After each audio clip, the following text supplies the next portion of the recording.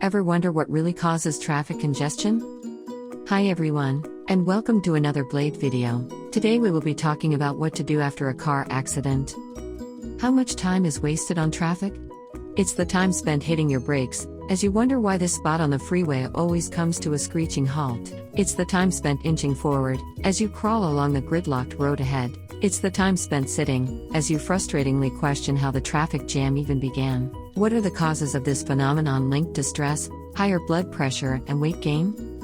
Uncontrollable environment. A study found that traffic collisions increase by around 50% during rain. From rainy or foggy weather, to the extreme storm that stops drivers in their tracks, weather has an uncontrollable effect on not just traffic but road conditions as well. Even a gentle rain can make an impact if all drivers slow down together. Something more serious such as a sudden mudslide could not only stop traffic but cause a collision if a driver happens to be in the wrong muddy place at the wrong muddy time. This is an example of how weather can have a compounding effect on traffic by creating bad situations, or by making already bad traffic situations even worse.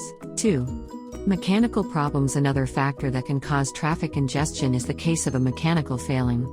While arguably a mechanical failing could fall into a human-caused category, such as if the person failed to properly maintain the vehicle's tires, this is not always the case. Mechanical failings can also happen due to external factors such as a sharp object on the road, and can happen suddenly while driving, even if you just had your vehicle maintained. 3.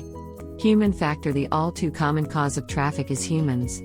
From distracted or drunk driving to drowsy driving or emotional driving, there are many dangerous scenarios, even with our opposable thumbs and large frontal lobes, that humans trigger on the road.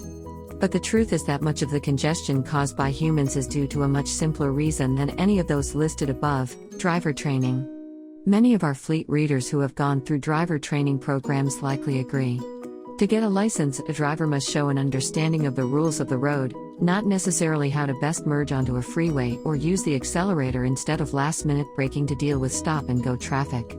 If all drivers went through the training and fleet safety coaching that many fleet drivers do, it's arguable that some traffic congestion could be prevented.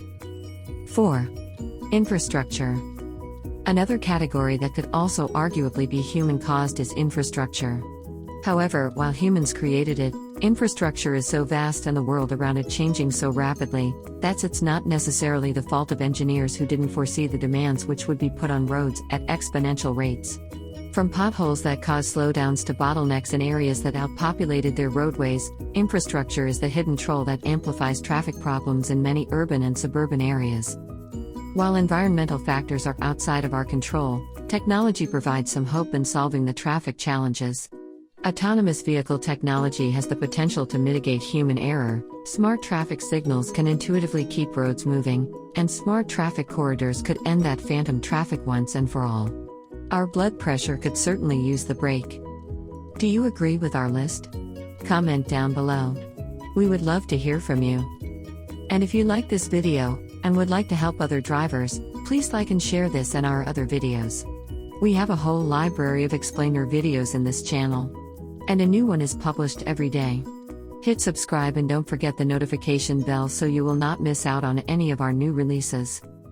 Only from Blade Auto Center. It's Blade. It's better.